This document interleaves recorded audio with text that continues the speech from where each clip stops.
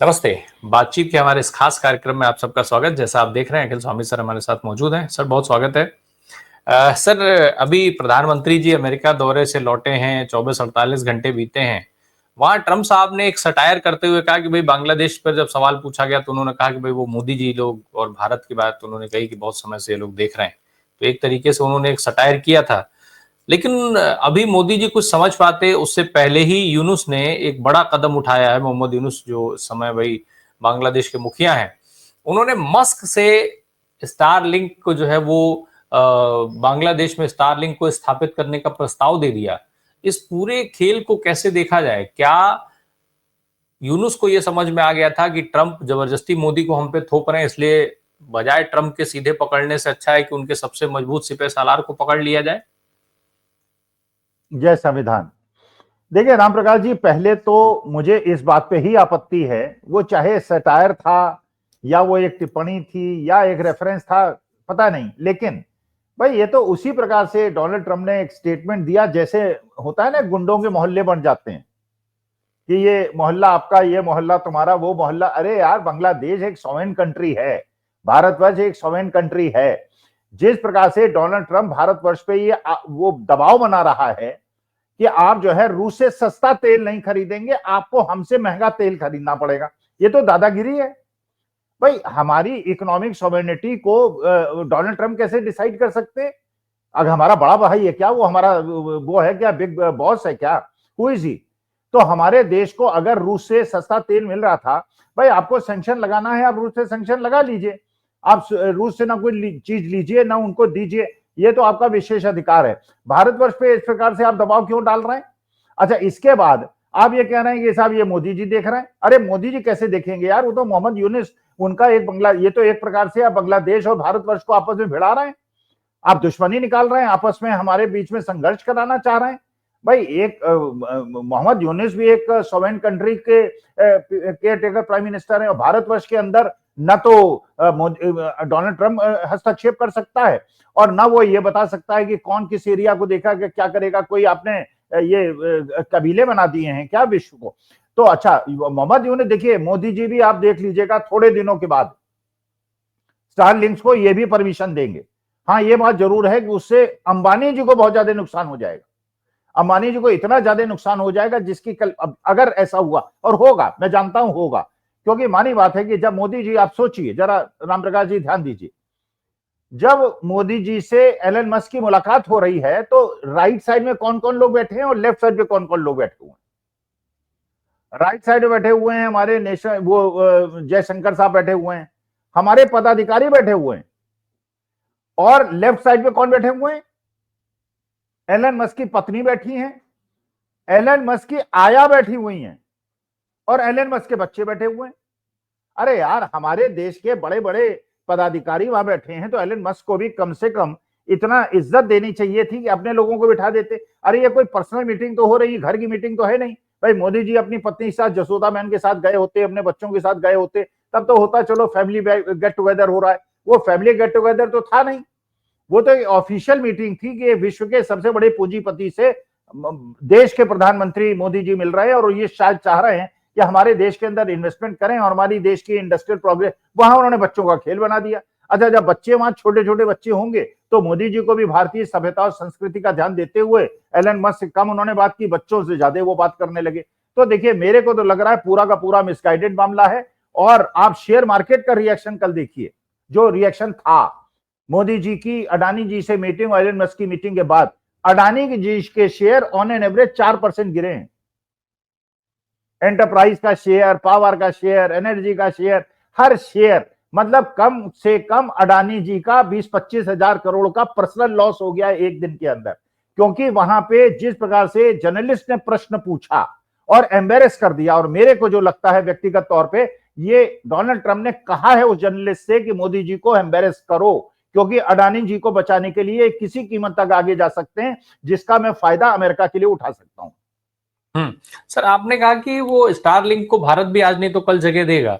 ऐसे में अंबानी साहब से नाराजगी क्या मोदी जी मोल लेंगे? क्योंकि भाई भारत में तो ये कहा जाता है कि हम दो हमारे दो, गुजरात लॉबी की बात कही जाती है। तो अगर, क्योंकि उनके आने से, और केवल अंबानी नहीं बल्कि सुनील भारती मित्तल, जिनका नाम था इलेक्टोरल बॉन्ड में, बाकायदा उन्होंने इलेक्टोरल बॉन्ड खरीद के चंदा दिया है भारतीय जनता पार्टी को, तो ये दोनों लोग तो खत्म हो जाएंगे ऑलमोस्ट। स्टारलिंक का जिस तरीके से काम करने का रवैया है, और ये हम सबसे बेहतर आप समझते हैं।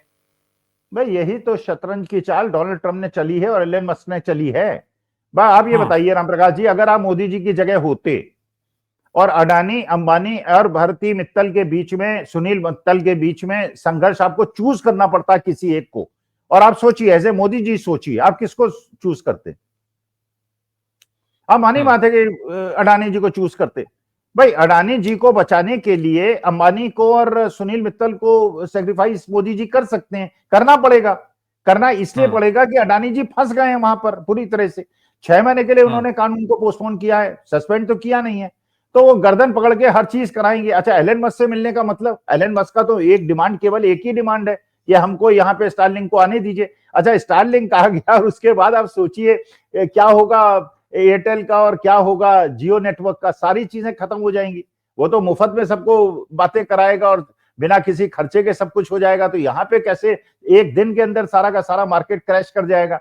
लेकिन असली जो मोदी जी को बेचारों को परेशानी है कि दो गुजरातियों के बीच में भी अगर उनको चूज करना है तो उनको अडानी जी को किसी भी हक की कीमत पे बचाना है, और उसके लिए उनको जिसको भी, अमित शाह को भी सेक्रीफाइस करना होगा तो अमित शाह को भी सेक्रीफाइस कर देंगे। चलिए, खैर ये बचाने की बात हो गई, इसकी व्यापार की बात हो गई। सर एक और चीज जो है, जो कि हम आपसे समझना बहुत जरूरी हो जाता है, मोदी जी जब भाई 2 दिन के दौरे पर गए, फ्रांस गए, फिर वहां पर अमेरिका में वो रहे, तमाम मीटिंग की जो आपने कहा, जो वहां से मोदी जी लेकर के आए हैं, जो सफलताएं मीडिया गिनवा रहा है, बहुत बड़ी सूची है उसमें कि ये विमान खरीद रहे हैं, इस तरीके से तेल खरीदेंगे, इस तरीके से गैस खरीदेंगे, इस तरीके से जो है वो एआई के पार्ट्स और क्या क्या वो सब चीजें बताई जा रही हैं कि इन चीजों पर समझौते हुए। वास्तव में इस पूरे समझौते को एज अ प्रोफेसर और एज अ अर्थशास्त्र के जानकार के तौर पर हम आपसे पूछें तो उसको आप कैसे देख रहे हैं, कैसा आंक रहे हैं, कैसा मूल्यांकित कर रहे हैं, और साथ में एक सवाल और कि उससे हमें कितना लाभ होने जा रहा है, भारत उससे विश्व गुरु बनने की तरफ कितने कदम अग्रसर हो जाएगा? पहली बात तो जो मैंने पहले भी एक्सप्लेन किया कि अगर हमारे देश के हित में रूस से सस्ता तेल खरीदना है और अमेरिका क्या हमें सब्सिडी देगा? क्या अमेरिका अगर ये कहता कि ठीक है हम आपको उस दाम पे तेल देंगे जो कि आप रूस से जो सब्सिडी के बाद आपको मिलता, तो बात समझ में आती। भाई वो तो कह रहा है drill baby drill, drill baby drill, वो तो ड्रिलिंग कर करके तेल निकाल के और सबको बड़े दाम पे बेच के और मेक अमेरिका ग्रेट अगेन के अपने नारे को पूरा कर लेगा। भारतवर्ष को कैसे फायदा होगा? अच्छा, दूसरी बात यह है कि अगर आप भारतवर्ष से दोस्ती बढ़ाना चाहते हैं तो हमारे यहाँ टैरिफ आप बढ़ा के कैसे हमसे दोस्ती बढ़ा लेंगे? भाई जो डोनाल्ड ट्रंप का सपना है वो क्या चाह रहा है? वो कह रहा है कि अमेरिकन के पे हम टैक्स खत्म कर देंगे, इनकम टैक्स खत्म, हम कोई टैक्स नहीं लेंगे आप लोगों से। क्योंकि वो ये कह रहे हैं, डोनाल्ड ट्रंप ये कह रहे हैं कि हम विदेशियों को तो छूट देते हैं कस्टम ड्यूटी में और इंपोर्ट ड्यूटी में, और अमेरिकन से हम टैक्स लेते हैं। वो कहते हैं हम अमेरिकन से टैक्स नहीं लेंगे, हम विदेशी जो हमारे देश में माल बेचते हैं हम उनसे टैक्स लेंगे और उसकी भरपाई कर लेंगे। तो भाई ठीक है, मेक अमेरिका ग्रेट अगेन के नारे से तो वो बात पूरी हो जाती है। लेकिन सवाल यह है इससे सबसे, भाई भारतवर्ष तो आज दो चक्की के बीच में पिस रहा है। चाइना से पिछले 10 साल के अंदर आपके इंपोर्ट बढ़ते चले जा रहे हैं, आपका ट्रेड डेफिसिट बढ़ता चला जा रहा है, चाइनीज इकोनॉमी को आप मजबूत कर रहे हैं पिछले 10 साल से। एक तो चाइना ने, एक हाथी ने आपको पकड़ रखा है, और दूसरी तो अमेरिका आपकी गर्दन पे आके बैठ गया है। आपने वो कौन सी हर्ली डेविडसन मोटरसाइकिल पे टैक्स कम कर दिया, इंपोर्टेड शराब पे टैक्स कम कर दिया, और यहाँ पे आप अपने टैरिफ कम करते चले जाएंगे और टैरिफ वो लोग अपना बढ़ाते चले जाएंगे, उनके रेवेन्यू बढ़ती चले। भाई दो पार्टियों में जब आपस में नेगोशिएशन होता है तो दोनों को फायदा तो बहुत कम होता है, या तो एक को फायदा। अच्छा, हमने मिला क्या? हमें F-35 के बारे में एलन मस्क खुद कह चुका है, Elon Musk is on record कि F-35 are outdated planes which are not even accepted in America, why they are selling it to India. तो पहले मैंने आपकी चर्चा में कहा था कि मोदी जी जाएंगे, 2-4 लाख करोड़ का माल अमेरिका इनको बेच देगा, और क्योंकि तोते की जान, तोते की गर्दन जो है डोनाल्ड ट्रंप के इस समय हाथ में है, वो उसको दबोच लेगा और उसके बलबूते पे जो कराना चाहेगा कर लेगा। लेकिन वो तो ठीक है कि सर आपके बहुत अच्छे संबंध हैं भाई मोदी जी के संबंध अडानी साहब के साथ बहुत व्यक्तिगत है, बहुत निजी है, ये बात उन्होंने स्वीकार कर लिया। एटलीस्ट उन्होंने ये माना कि भाई वो व्यक्तिगत मामला है। लेकिन ये व्यक्तिगत मामला आप अपनी कॉस्ट पे सुलझाइए ना, भारत की कॉस्ट पे क्यों सुलझा रहे हैं? टैक्स हम दे रहे हैं, पैसा हमारा जा रहा है, और आप जा करके वहां से कबाड़ खरीद करके, और ना केवल वो पैसा बर्बाद कर रहे हैं बल्कि भारत के सैनिकों की जान भी खतरे में डाल रहे हैं। तो क्या सेना के साथ खिलवाड़ नहीं कर रहे हैं मोदी जी? देखिए, ये राम प्रकाश जी व्यक्तिगत मसला नहीं है, उन्होंने पूरी तरह से एक्सप्लेन नहीं किया। असली मुद्दा यह है कि गंगाधर ही शक्तिमान है और शक्तिमान ही गंगाधर है। ये गौतम अडानी जी का पैसा नहीं है, ये गौतम अडानी जी का पैसा नहीं है, ये वो पैसा है जो कि राजनीतिज्ञों का है। अब किन राजनीतिज्ञों का है मैं बताना नहीं चाहता, मैं क्यों बताऊं, मेरे पास कोई प्रूफ तो है नहीं। लेकिन अगर जांच हो जाए, अगर इंडिपेंडेंट ईडी सीबीआई की जांच हो जाए तो पता चला ये पैसा किसका है। और ये पैसा, अपने पैसे को बचाने के लिए सबको नेगोशिएशन हो रहा है, क्योंकि आज की राजनीति, भारतवर्ष की जो राजनीति है वो पूरी की पूरी पैसे पे आधारित हो गई है। राम प्रकाश जी, आपने खबर पढ़ी होगी या देखी होगी, बल्कि पब्लिक इंडिया के किसी रिप्रेजेंटेटिव को भेजिए दिल्ली के, आरएसएस का जो मुख्यालय बना है कितने करोड़ में बना है। भाई अरविंद केजरीवाल यही तो गलती कर गए, वो इनकी जो इनका सोशल मीडिया है और इनका जो आईटी सेल है उसका अंदाजा नहीं लगा पाए। वो सोचने लगे अपनी छोटी सेना से इनको हरा देंगे। उनके शीश महल आपने करके अरविंद केजरीवाल को इलेक्शन हरा दिया। आरएसएस का जो एक ऐसी संस्था है जो रजिस्टर्ड नहीं है, उसका 150 करोड़ का बिल्डिंग बनी है, और ऐसी बिल्डिंग बनी है जो किसी 7 स्टार होटल की नहीं होगी। हर शहर के अंदर आरएसएस का और बीजेपी का दफ्तर है जो किसी 5 स्टार होटल से कम नहीं है। तो असली मुद्दा यह है कि जो पैसे का मसला है उसी से इलेक्शन जीत रहे हैं। और उस पैसे के मसले में अब यह है कि अगर शेयर मार्केट इस प्रकार से टूटता रहा और अडानी जी के शेयर जैसे 4-5% एक दिन के अंदर गिरे हैं, अगर इसी प्रकार से शेयर मार्केट डूबता रहा तो जिन राजनीतिज्ञों के पैसे शेयर मार्केट में लगे हुए हैं, शेल कंपनीज में लगे हुए हैं, वो भी डूब जाएगा, और जो पैसे की बार्गेनिंग पावर है वो भी इनकी खत्म हो जाएगी। लेकिन सवाल तो फिर वही आकर के रुक जाता है ना कि आप बार बार और लगातार इस तरीके का कदम भारत की सरकार उठा रही है, प्रधानमंत्री उठा रहे हैं, जिसमें हर बार भाई चुनाव के पहले अमित शाह आते हैं और वो शेयर मार्केट के बारे में कुछ बोल करके चले जाते हैं। आपने उसको बहुत एक्सप्लेन किया था लोगों के लिए कि किस तरीके से एक इतने बड़े अमाउंट को लोगों का जो है वो लूट लिया गया एक तरीके से शेयर मार्केट में खेल करके, और उस लूट के जिम्मेदार अमित शाह साहब थे, वो पूरा उन्होंने सूत्रधार उसके वही रहे थे। अब एक चीज और सर, सेना की बात हम कर रहे हैं, मस्क ने उसको कबाड़ कर ही दिया है, सारी चीज को कबाड़ कर ही दिया है, सारी चीजें हो जाने के बावजूद भी मोदी जी का उसको खरीद करके लाना और फिर भारत में इस चीज को लेकर के डंका पिटवाना, इसको क्या माना जाए? सिर्फ बेशर्मी कही जाएगी, राजनीति कही जाए? आखिर ये राजनीति, ये बेशर्मी इतनी जरूरी क्यों है? केवल अडानी का फैक्टर तो नहीं हो सकता है ना? भाई देखिए, सही बात है, जिस गोदी मीडिया की आप बात कर रहे हैं उसकी भी मजबूरी है। भाई देखिए, आप अपने यूट्यूब को और गोदी मीडिया को कंपेयर करके देख लीजिए। आप लोग जो रेवेन्यू अर्न करते हैं वो व्यूज पे अर्न करते हैं। लोग आपको देखते हैं, इसलिए यूट्यूब आपको पैसा देता है। अगर आपके भी व्यूअर्स ना हो तो आपको पैसा कैसे मिलेगा? अगर पैसा नहीं मिलेगा तो कहीं ना कहीं से आप जाके अपने उसको चलाने की कोशिश करेंगे। वही बेचारे गोदी मीडिया वाले कर रहे हैं। आप अपने व्यूज को उनके व्यूज से कंपेयर कर लीजिए। आपके 1 लाख व्यूज होंगे, उनके 2000 व्यूज नहीं होते। उनको पैसा कहां से मिलता है? बड़ी बड़ी बिल्डिंग्स, बड़े बड़े वो एंकर्स, 20-20, 25-25 लाख की तनख्वाह वाले, वो सारे के सारे वो चलता ही उन्हीं का डोनेशन से है और सरकार की कृपा से कि एक कॉन्क्लेव कराओ, 2 करोड़ रुपए लो, 15 लाख रुपए खर्च करो, बाकी बचाओ, उससे अपना खर्चा निकालो। वो कर, उनकी भी मजबूरी है, पूंजीपतियों की भी मजबूरी है, सरकार की भी मजबूरी है, गोदी मीडिया की भी मजबूरी है। तो वो बेचारे तो करेंगे। असली मुद्दा क्या है कि आज के तारीख में देखिए, आप लोग जो यूट्यूबर्स हैं, जो जनता को जागृत कर रहे हैं, जो बात वहां तक पहुंचा रहे हैं कि इसमें देखिए, अमेरिका के अंदर, यूरोप के अंदर जब भी कोई गेस्ट आता है तो उसका ये जो एक प्रोटोकॉल है उनके यहाँ कि कुर्सी को पीछे खिसका के उसे बिठा के आगे करते हैं। This is a part of the system. जैसे हमारे यहाँ पार्ट ऑफ द सिस्टम है, हम लोग प्रणाम करते हैं, बड़ों के, बुजुर्गों के पैर छूते हैं, उनसे आशीर्वाद लेते हैं, उसी प्रकार उनका वो उसी को वो गोदी मीडिया दौड़ा पड़ाएगी, वो ये कर दिया माय बेस्ट फ्रेंड। अरे यार, वो तो किसी को बेवकूफ बनाना है, उसे चने की झाड़ पे चढ़ा दो, चने की झाड़ पे चढ़ा के और 2-4 लाख करोड़ का माल उसको बेच दो। भाई उसको तो अपने देशवासियों को खुश करना है। वोटर तो उसका अमेरिका के अंदर बैठा हुआ है, तो वो भारतवासियों को, भारत के हित में क्यों काम करेगा? अच्छा, मोदी जी के लिए अगर प्रायोरिटी देखी जाए कि देश बड़ा है या अडानी बड़े हैं या जनता बड़ी है, गुजरात बड़ा है, उनके लिए आज की तारीख में सबसे बड़ा जो है वो अडानी जी है। और अडानी जी इसलिए बड़े हैं कि गंगाधर ही शक्तिमान है और शक्तिमान ही गंगाधर है।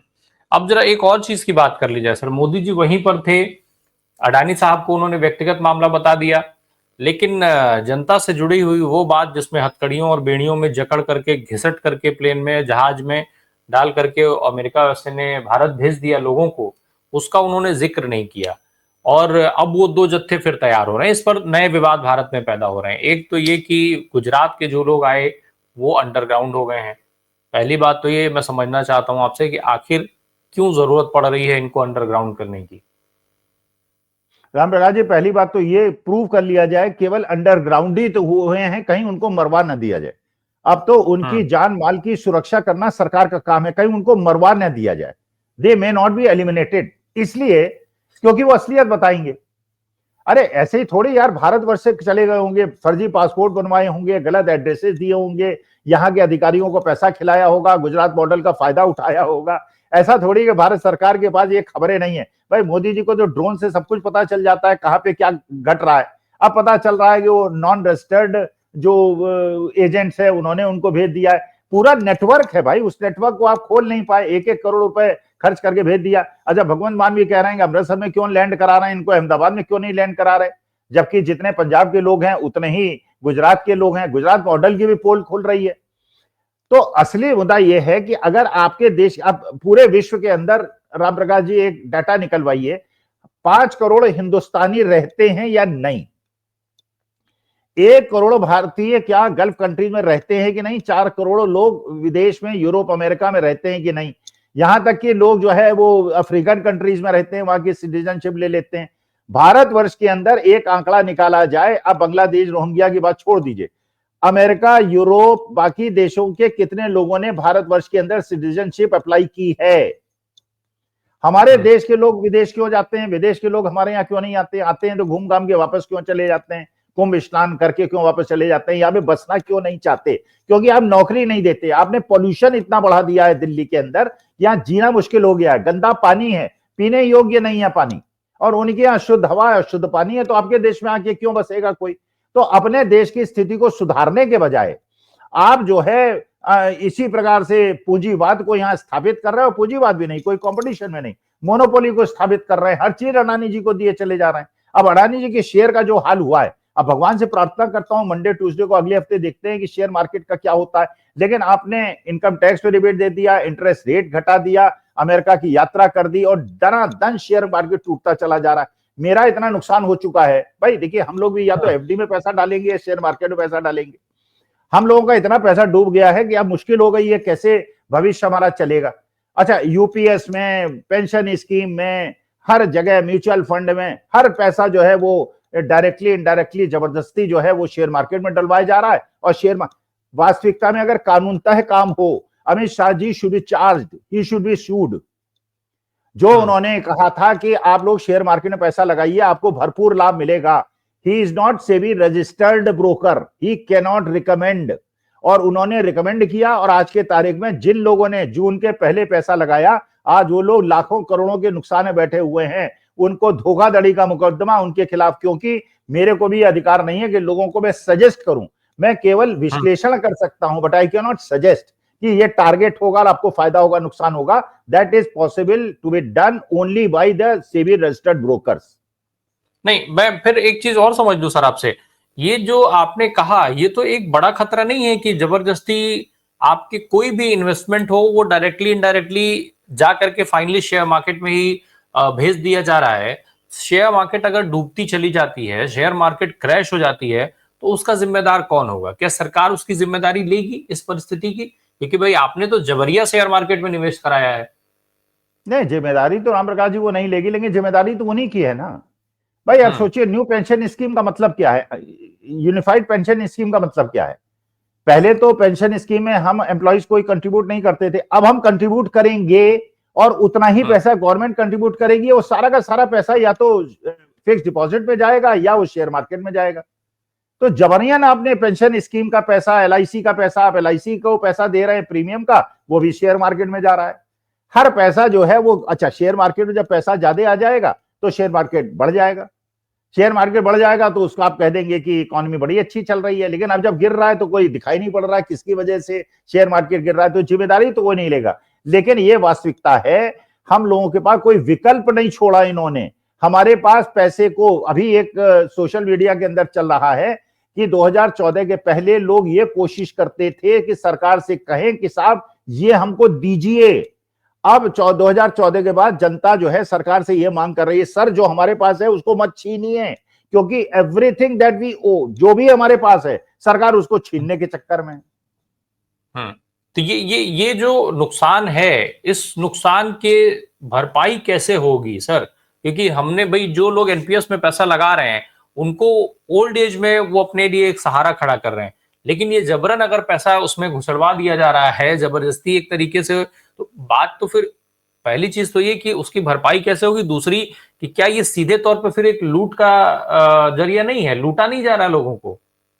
नहीं, बिल्कुल लूटा जा रहा है, चुनावी बॉन्ड के माध्यम से लूटा गया हमको, जो वो लगाए गए वैक्सीन लगाई गए उसमें लूटा गया, शेयर मार्केट में हमको लूटा गया, एफडी में हमारे एक फर्क चीज थी, वो तो कंपनियों का और वो सब में चला जाता, लेकिन ये तो हर आदमी से सीधा सीधा रिलेटेड है ना। प्रकाश जी, फर्क चीज कैसे थी, जब पता चला कि जो वैक्सीन मेकर था उसने इतने 1000 करोड़ रुपए बीजेपी को चुनावी बॉन्ड के माध्यम से दिया और जबरदस्ती हमारे वैक्सीन ठुकवा दी आपने, क्योंकि हम ट्रैवल नहीं कर सकते थे, हम होटल के अंदर नहीं जा सकते थे, हम ट्रेन के अंदर, भाई जबरदस्ती था ना कि इंजेक्शन लगवाना पड़ेगा बिना सर्टिफिकेट के। अच्छा, सर्टिफिकेट में मोदी जी की फोटो, तो वो भी इसी पर भाई लूटा गया ना हमको, हमारी मानसिक भावनाओं का डरा के हमको लूटा गया। जैसे धर्म के माध्यम से डराया जाता है वैसे बीमारी के माध्यम से डरा के हमको लूटा गया।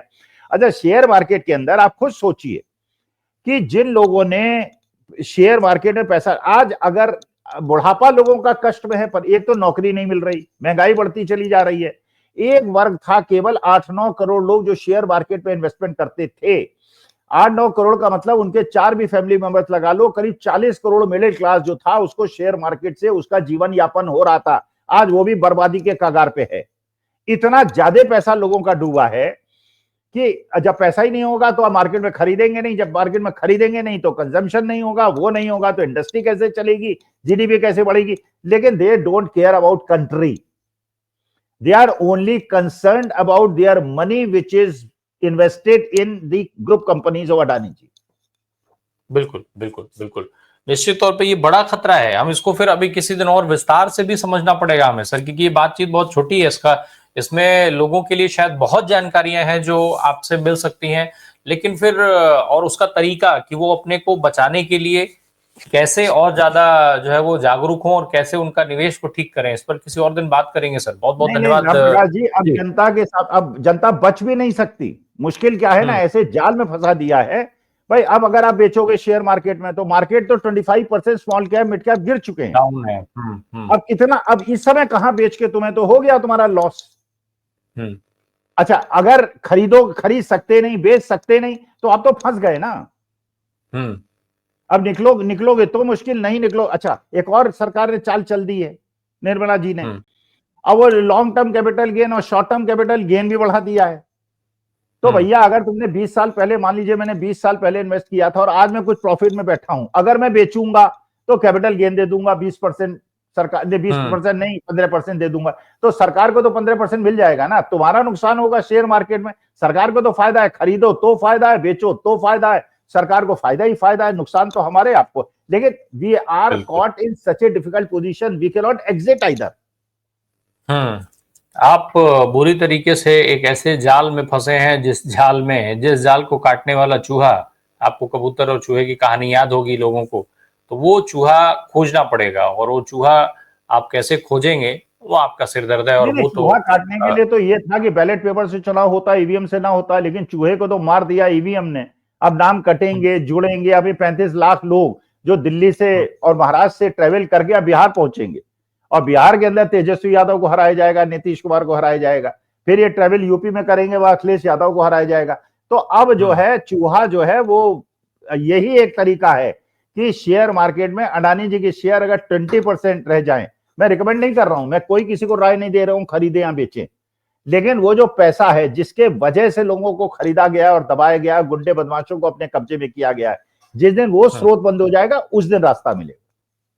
चलिए, शेर चूहे वाली कहानी का शेर ढूंढिए, कबूतर की कहानी वाला चूहा ढूंढिए, कुछ ढूंढते रहिए, ढूंढेंगे तो शायद कुछ मिल जाए। बहुत बहुत धन्यवाद अखिल सर हमसे बात करने के लिए। Thank you so much.